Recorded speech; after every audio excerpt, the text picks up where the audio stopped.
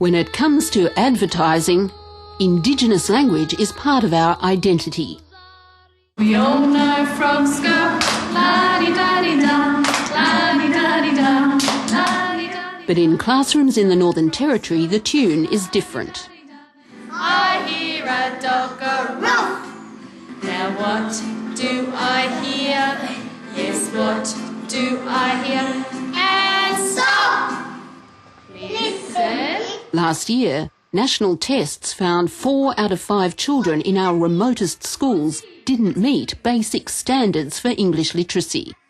The Territory government blamed bilingual education. We absolutely want our young Indigenous people to become proficient in the use of English language. I wonder who knows which one is the letter N.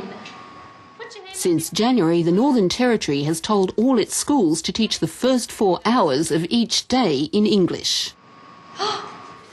Our tug of war over bilingual education has been going on for decades.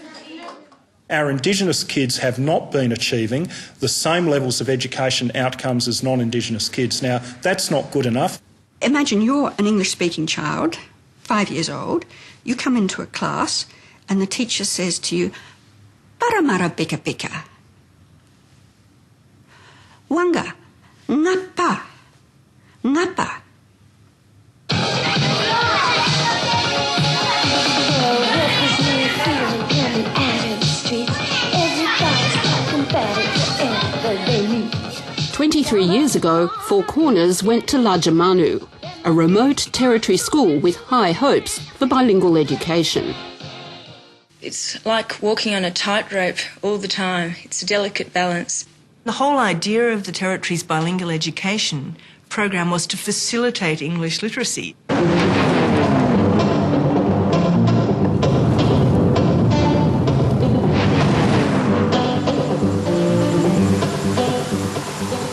Tonight, we travel back to that same remote corner of Australia, nearly 1,000 kilometres from Darwin. What happened to bilingual education in Lajamanu? Was it given a fair go? And can Lajamanu's bilingual experiment help us find the best way to educate Indigenous children?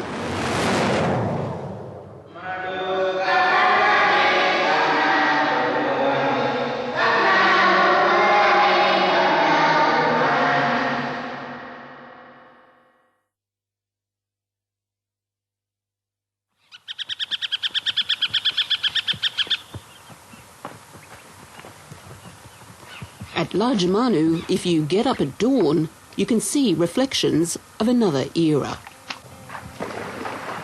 The stockmen have long gone, and their horses have gone wild.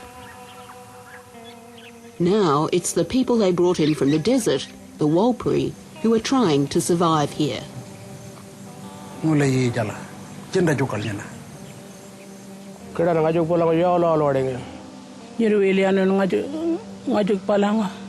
Ngulagana yere branyambo nguru kulaningele. Yeah, I remember that one, and because I grew up in a bush where the Tanamai Desert is now. Oh yeah, we really like. Yeah. Jerry Patrick Jungala is one of Lajamanu's very last traditional elders. He was a young man in the late 1940s when he saw white men for the first time. They put him in a truck and took him from the Tanamai Desert to what's now called Lajamanu. That's what they wanted to take my all Walpiri people, which is all Walpiri people from Tanamai Desert, all gone. Imagine you now, Walpiri, Jangala.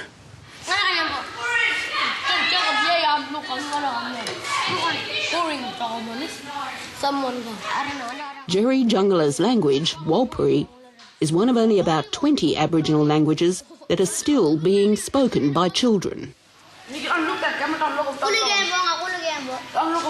That number could soon be shrinking. Under the Northern Territory's new policy of 4 hours English a day, there's only 1 hour left in the afternoon for Indigenous culture and language. Only 1 hour, and that one not enough. not enough right. What do you think will happen to the That's Walpiri what I language? think we lose our all the kids. Good! Good! Good, come on! Come on! By another measure, though, school attendance, many children in Lajamanu have been lost already. School! School, isn't it? Though Toby Jungala Martin circles town in the school bus every day from 8 a.m, school attendance barely hits 60% of the 200 or so children enrolled here. Come on! Come on, everyone, don't know about it, Boogie! Come on! Come on! Yeah, we got come on! Come on! Until January, Lajamanu's school was one of only 8 bilingual schools left in the Northern Territory, teaching children's first few years largely in Walpiri and gradually switching to English by the end of primary school. But the Territory government said poor results and low attendance showed bilingual education wasn't working. Joe James Japananka does make sure his grandson Nicky goes to school regularly. It isn't easy. Last night, Nicky was out playing with friends till 10:30. This morning, he's sleepy, which might not be surprising given the overcrowding at his house. So how many usually would you say? 1, 2, 3 adults, 5, 6, 7, 8, 9, 10. 10. 10 maybe. A lot of children. 10, 11, a lot of children. 10, 11, 12 little baby one. She's inside. Who's looking after all those children? We. You and your wife? Yeah, me and my 2 wives. Yeah. Joe Japananka used to be Lajamanu's most senior Aboriginal police officer. His son, Nicky's father, took off years ago. So did Nicky's mother. Drinking, living in law, no work, nothing. Just drinking, getting in trouble, getting locked up, sit down 3, 4 months in jail, come back, do time again, go back in jail. How do you feel about that? Not happy. Terrible, not happy. Not happy. Joe Japananka wants Nicky to learn English and get a job. But he wants him to learn Walpiri too. And he knows finding a job won't be easy in Lajamanu. Really the English, really want to get learn read and write and all that. So I can get a job anywhere in Australia. But you have to learn Walpiri too because that is first language. What about you, Nicky? What do you want to do? You want to do? You like English? Or Walpiri? Yeah. You like Walpiri in English? In a town this size, it shouldn't be hard to round up the children. There are less than 100 houses and only a handful of streets. But Lajamanu's population is a moving target, anywhere from 700 to 1,000 people depending on the time of year.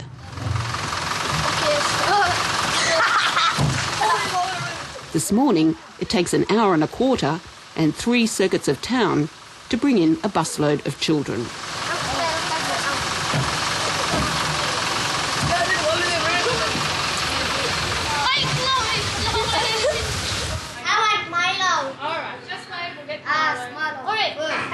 Everyone's going to get some Milo, so just be quiet and wait. But getting children to school is only half the battle.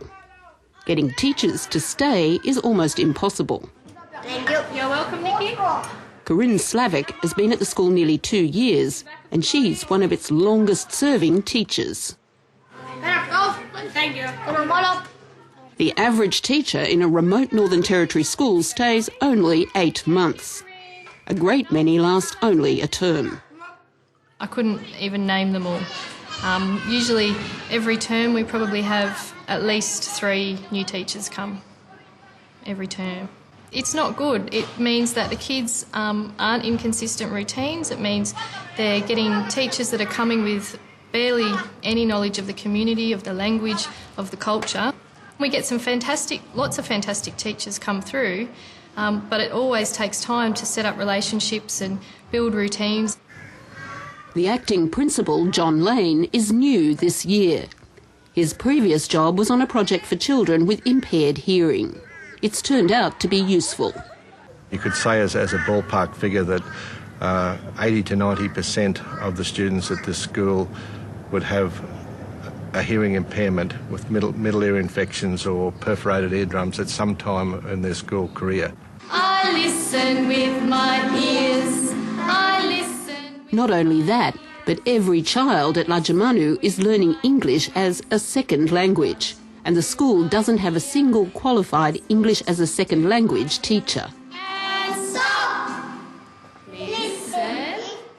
To be able to adjust to a second language and start using a second language when you've got a hearing impairment as well is extremely difficult. Panda is in that balloon. Recent literacy tests painted a depressing picture of Lajamanu. Out of the 3 classes tested, years 3, 5 and 7, only 1 child in year 3 passed the test for English literacy. Big teddy bear. But Lajamanu wasn't alone. National tests showed nearly all territory schools were well behind the rest of the country in literacy and numeracy. And remote bilingual schools were among the worst. A few weeks after the results, the Territory's then Minister for Education dumped the head of her department and called a press conference. I will mandate that English will be the language of instruction in all Northern Territory schools for at least the first 4 hours of a school day. Linguists and educators were horrified. Well, I was really shocked. I was shocked because there was no consultation with communities. I was shocked because it went against common sense and it went against the community wishes. Oh, you see a 4th one? Where is it? 2, 3 and 4. That policy only really affected the 8 bilingual schools because the other schools, by and large, already had the first 4 hours of English in any school day, and yet their results were still terrible. I think it was ill-advised. It blames language programs when it's clear that when you're talking about access disadvantaged students, there's a whole complex of factors: health, attendance, housing, student motivation, the availability of jobs in the communities, and so on. Brian Devlin went to see the then Minister, Marion Scrimger. She said, look, I fucked up. And I think what she's referring to is that there was a lack of consultation beforehand and that the application of her 4-hour English directive of October the 14th had many unintended consequences. It had certainly put her offside with traditionally oriented Indigenous people out in the communities. He hadn't gone very far down the lane when he came to a little girl dancing. But the Northern Territory was under pressure. The federal government wants to halve the gap in Indigenous literacy by 2020.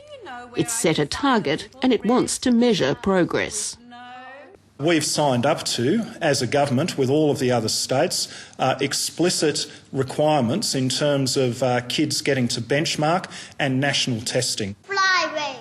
That means even children from former bilingual schools, whose first language isn't English, will have to do better as early as grade 3. Look at the cats. We are dealing with children who are second language speakers of English and who therefore cannot be expected at year 3, year 5 to have reached the same levels as first language speakers of English. It just takes much longer to learn a second language. Is it fair to expect that children who are trying to learn in a second language should meet the same benchmarks at the same time as children in other parts of the country who are learning in their first language? Absolutely. Mr Whitlam is now going out into the garden to join the hundreds of supporters who are just clamouring. Bilingual education was the brainchild of the Whitlam government, which announced the policy in 1972, only 2 days after it was elected. Back in the 70s, bilingual education seemed full of promise. You only learn to read once. Once a child can learn to read his own language and can write it properly and can speak English, then we'll try and teach the child to read English as well. One of the first bilingual programs was set up for Walpiri people at a community a few hours' drive from Alice Springs, Yuendamu. Good morning, girls and boys. Good morning, Dad. Everyone, right turn.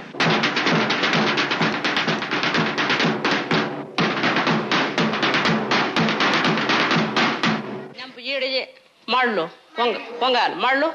Mar. Mangolo? Mar. Kuya Goran Mingirbia. Kuya Goran Mingirbia. Manunganapia. Kuja. Goranega, Kanagane, Kanjavajar. All around. Can you say there are lots of trees? Lots of trees. And this is a bee. Can you say bee? Bee. And what noise does a bee make? In 1974, a young Wendy Barder was Yuendamu's first bilingual coordinator, and she taught English as a second language. I think the bilingual program will make it a lot better because when they come to school, they'll start off learning in a language that they can understand.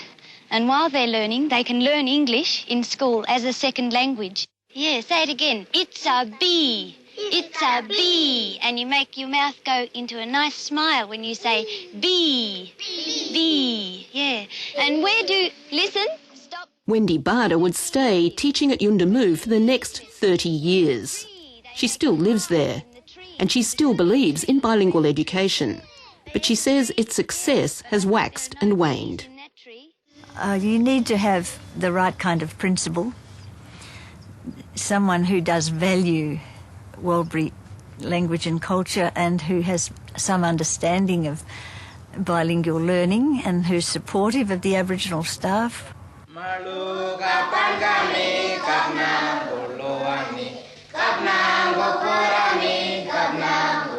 At another Walpiri community called Lajamanu, there was just such a principal in the 1980s. Back then, Lajamanu's bilingual school gave bilingual education one of its best chances to be tested. And Four Corners was there to see it. In 1986, 23 years ago. Kamparoju Kalapawankami Nakamara ku. Pudanyankalu Nakamara. Christine Nichols went to Lajamanu in 1982. When I got there, I found people absolutely bursting at the seams and eager to set up a bilingual education program. The program was transitional. In other words, it started off in the early years of childhood education.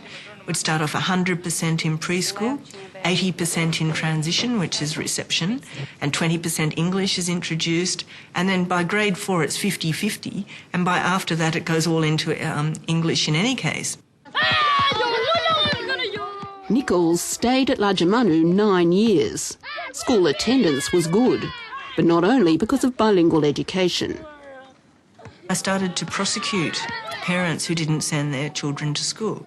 As a matter of fact, no one ever got prosecuted, but I sent out the notices. If you don't send your child to school, you're going to end up being prosecuted. And did that work? Yes, in most cases, yes. By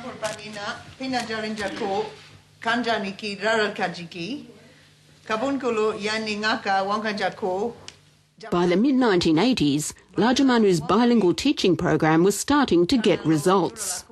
Lee Cataldi was the school's linguist. We measured it really carefully, and what we found was a steady but very modest improvement in early literacy preparation, in maths and in reading for grades between transition and 4. Very modest, steady improvement. And what did that mean for the levels of English literacy as those kids got older? It meant that there was an equally modest, in fact, in some cases quite startling improvement in English literacy in the upper grades. Today's lesson must rely on help from volunteers because this class has lost its Aboriginal teacher. The problem, as Four Corners found in the 80s, was that bilingual education was politically unpopular. The Country Liberal Party, they became the government when the Northern Territory became independent, but they had inherited the bilingual program, which included all these extra people. Well, they didn't like that at all. It was expensive. It was expensive and they thought completely unnecessary, and they didn't have any interest in Aboriginal languages and really got annoyed when people spoke them because they couldn't understand, and thought everyone should speak English. I mean, you know, that's what they were like. And so what happened? Well, you just had continuous opposition both from the government and also the departments, the education department. But the thing about bilingual education, it doesn't exclude English. And that's the part the education department did so hopelessly. They did not appoint any English as a second language teachers to our schools. And, you know, every year I'd say, look, we need properly trained English as a second language teachers on our staff. And the lack of properly qualified English as a second language teachers wasn't the only problem. In the mid-80s, at the height of its bilingual program, Lajamanu's parents and children travelled to Darwin to protest the loss of 7 teaching positions. Unmoved by their efforts, the Education Minister, Tom Harris, refused to see the parents, although he found time to talk to the media inside. It is pointless to go out into the street there to listen to people yelling about an issue that I am well aware of, that I have spoken to them about on other occasions. But, you know, the whole process was very disheartening because the high expectations that began in 1982 were just really cut all the time. So just all the time it was stripping away, and it made it more and more difficult to keep going in those circumstances for all the people who were committed to it.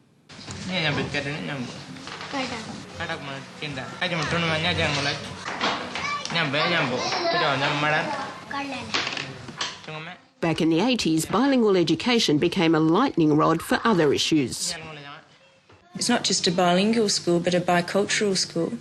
Sometimes old women come along and tell sand stories sitting out in the sand.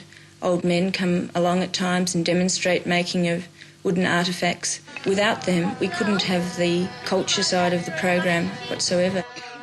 But old ladies and culture would get Christine Nichols into trouble. Not long after I became the school principal, a group of these senior women basically came to me and said, look, you expect us to put our children in your school all day long, but we want you to also do some of our things, like to join in our ceremonies and so forth. So I wasn't mad keen at first, but I actually did join in. One night I was dancing up with these ladies, and a white policeman drove right in. He sort of fixated on me, and then he drove off in his police car and he skidded the wheels like he'd just sort of, you know, met up with a serial killer on the loose and was about to report them to the police or something. And he went and he used the radio to the education department to tell them that I had been doing this awful thing.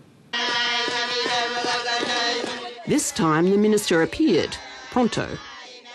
They tried to stand me down as the school principal and they sent out the education minister, Tom Harris, or they notified him, and he chartered a plane out to Lajamanu on his own. And he came along and said, "Oh, Christine, I hear you've been found without your gear on around Lajamanu."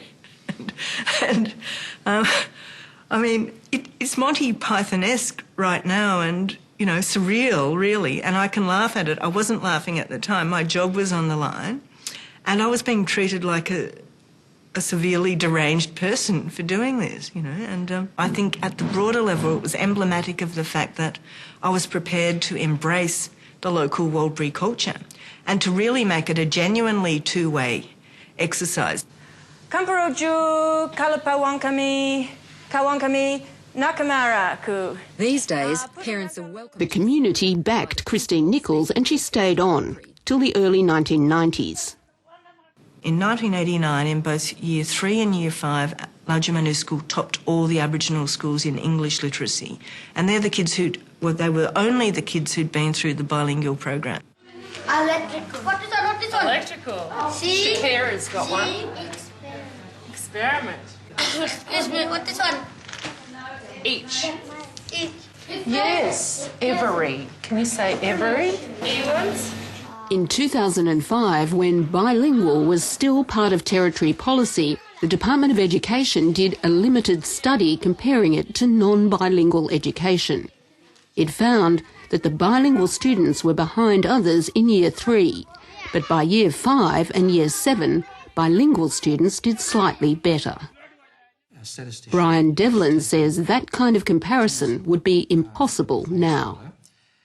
Bilingual programs just have not enjoyed the kind of system-wide support, constancy, if you like, of support over the years that would help staff to feel secure in what they do, to really build up a repository of knowledge, pass it on to the people coming in and so on. You've got these big changes in education policy happening over and over again. People will get used to doing something and it's going well, and then in steps the department and says, no, we don't do it like that anymore, we do it a different way. These days at Lajamanu, a lot has changed. The community has grown, especially its young. Housing has improved, but it's stretched to the limit. And a lot of the optimism of the 1980s has gone.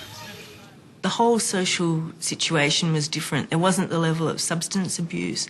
People in 1982 had high expectations, but at first they thought that the white people would deliver all their promises. But they've now realised these promises aren't going to be delivered. Though Lajamanu's officially dry, many go to the big towns or just the town limits for drinking.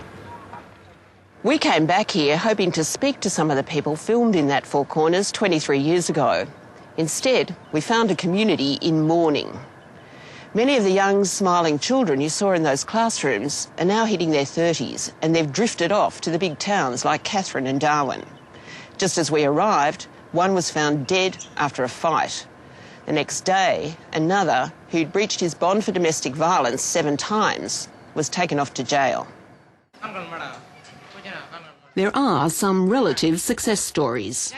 23 years ago, Zachariah Patterson was a 7-year-old learning in Walpiri. He's still in Lajamanu, has had a series of jobs and has a wife and 3 children. What do you think watching this? What does it make you feel? It makes me feel proud and got to look back and Walpiri was really strong back then. I can still feel it moment. Zachariah Patterson says Walpiri is fading. It's like when you lose your loved ones. You feel the same way when you lose your language. What about your son? What do you hope for him? Always keep his language. You know? Strong. And English, you want him to learn that too? Well, for me, I want him to learn Walpiri first. Then English come later. This is something that is very precious for people. It's their original instrument of expression, their own language. And it's also a matter of common sense that in all education, whether you're teaching people of 5, 9 or 90, you've got to go from the known to the unknown. Well, I think language is a large part of people's identity and their pride in who they are. People here are Walpiri because they speak Walpiri. But if they're just another poor English speaker on the bottom rung of society, you know, what respect do they have then for themselves and other people? How do they see them? They don't see them as people with another culture. They just see them as, you know, citizens not doing very well. At Lajamanu, a special charter is bringing in the new head of the Department of Education. It's his first visit. How you going? Good to see you. Yeah. Shaking hands and make groceries at the same time. Beauty, thanks. Thanks, mate. Gary Barnes, who's from Queensland, has only been in the Territory 12 weeks.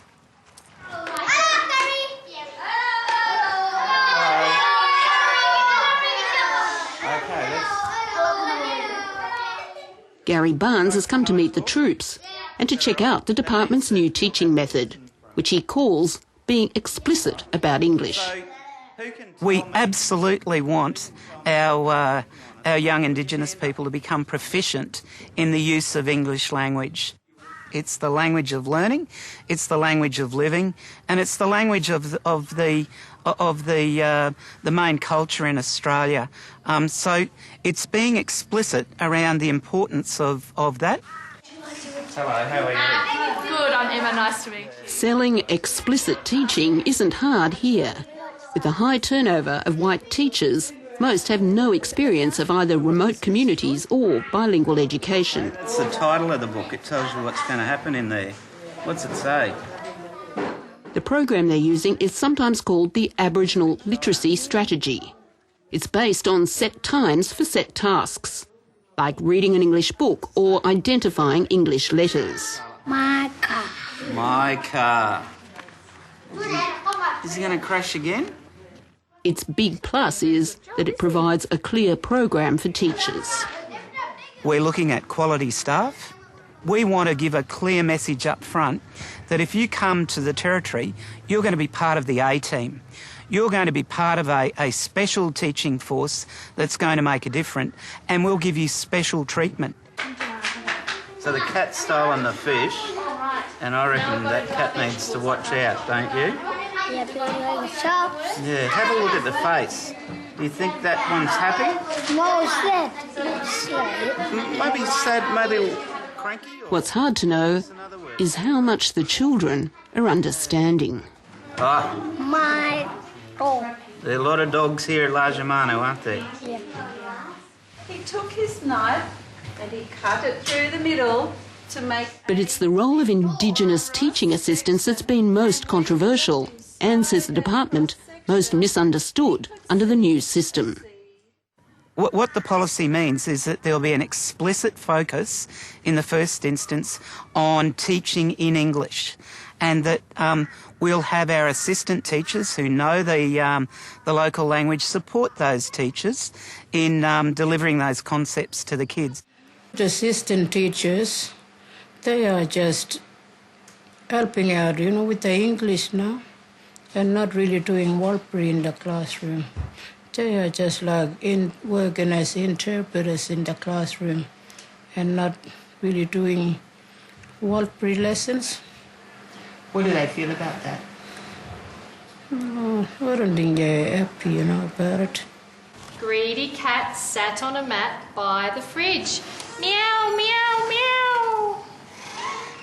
No. Like G.R. Napaljari, Barbara Patterson was part of the bilingual program in the 1980s.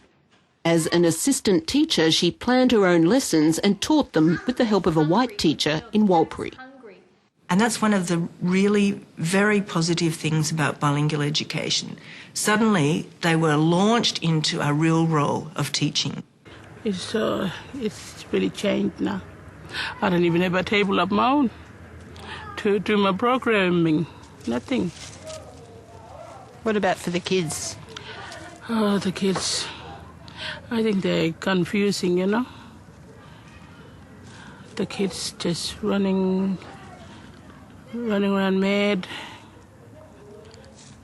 because some of them don't want to listen English all the time, They find it hard? They find it hard. Jared, you made him number be your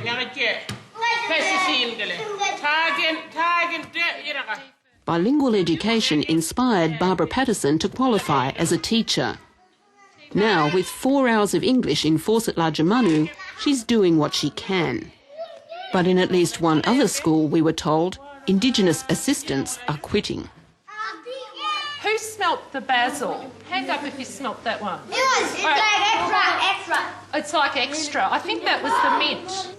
Oh, Nikki, okay, your hand was up first. It'll be the people who quietly put their hand up. There, you taste that one, Nikki. What do you think? In Nikki Japanenka's classroom, it's time for science. This one is called ginger. This is good bush tucker for your tummy. His teacher, Anne Shannon, has brought in herbs for the children to smell and taste. Okay. All right. It's a new experience. It's hard to know what they make of it. Now, this has to be a really brave person. This one is called garlic. Hands up if you like garlic. Okay. All right, just a little bit. You might not like it. Okay. Garlic's good for you. Keeps you healthy. Stops you from getting colds and things. See, the thing is, in school, children learn a lot of new things. If you learn those new things in a foreign language, it doesn't teach you how to think about those things in your own language or relate them to your own life. So that learning tends to just stay in school. It's not for life. West side easy, west side cheap. Much cheaper than our priceless land. But promises can disappear, just like writing in the sand. But there is one community in northeast Arnhem Land with a long tradition of learning for life and keeping language alive.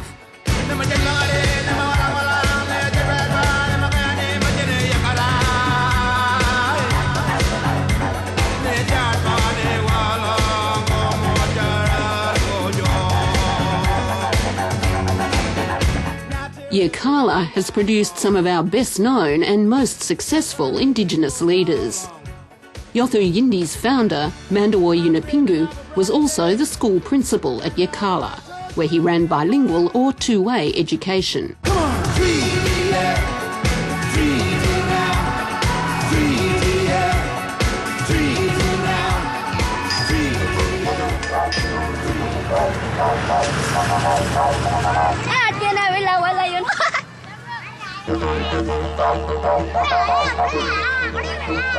Though the Department of Education didn't let us film them at school that day, children at Yirrkala have been learning in two languages, English and Yolngu, for the last 30 years.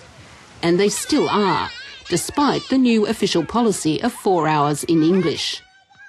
The Department of Education isn't happy, but so far it can't persuade Yirrkala to drop bilingual education. How are you, Mr. Barnes? We found Gary Barnes at the airport. How are you? You happy with the way Yirrkala's continuing to teach their bilingual program? Oh, look, I'm visiting a number of schools today. What are you going to be saying at Yirrkala?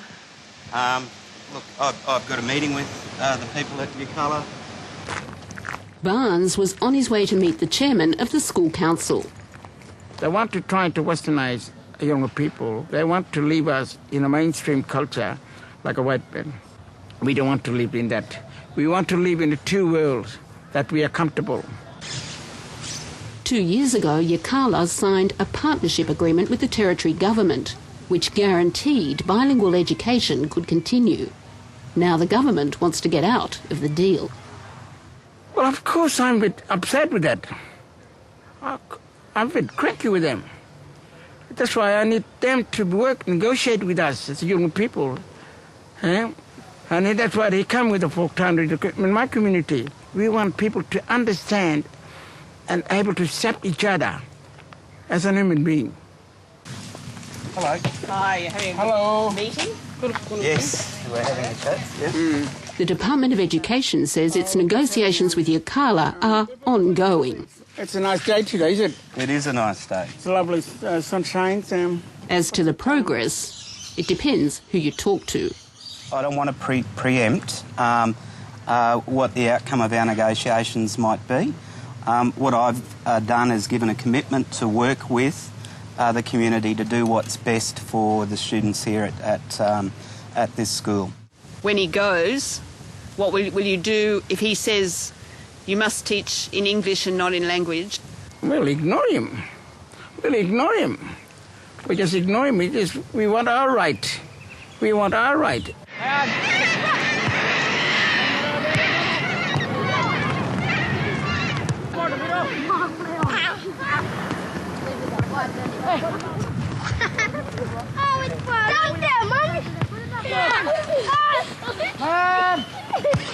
Back in Lajamanu, Nicky Japanenka and his mates are trying to find their place in a world that expects a lot from them. When you're big, what do you want to do? What do you want to be when you grow up? Nurse. A nurse? Oh. Because I'll go fix my brother's leg. Workshop. Nothing. Nothing? Yeah. What do you mean? I don't want to be a worker. You don't want to be a worker? Yeah. There's no argument that Indigenous children need to learn good English, or that targets should be set and progress measured. But have we set a fair playing field for Indigenous children? We're not banning the speaking of Indigenous languages, the teaching of Indigenous cultures in our schools. What we are saying very explicitly is we should have the same expectations of those kids to get to benchmark in 3, 5, 7 and 9, along with all other kids. And it's called Greedy Cat is... Hungry. Hungry. Good girl, Hayley. Did anybody feed the cat? The Northern Territory has dabbled in bilingual education for more than 3 decades.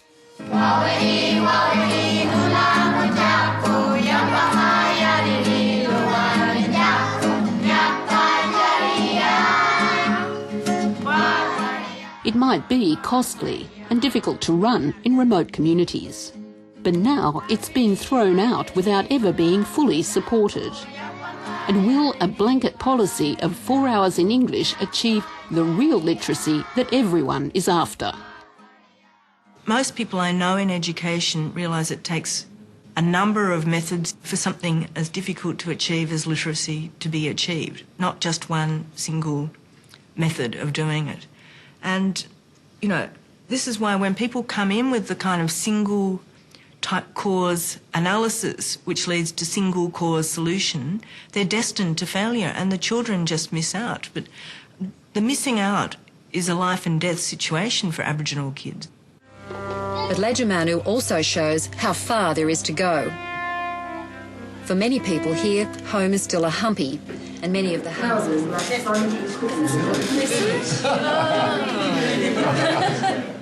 That's Lily. For the people of Lajamanu, in the 1980s, bilingual education did hold a lot of promise. But a lot has changed here in a short time. For some, the leap from a childhood in the Tanami Desert is almost inconceivable. At Lajamanu's school, Jerry Jungala still teaches Walpiri culture after lunch for the last hour of the day. But by the time he gets there, most of the children have disappeared. Look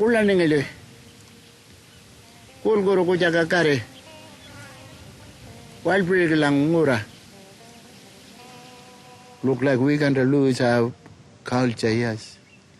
And our law to really is Walpiri or Aboriginal business look like it's going to be lost, yeah. Is that really a bad thing, though? Yeah, really bad thing for us.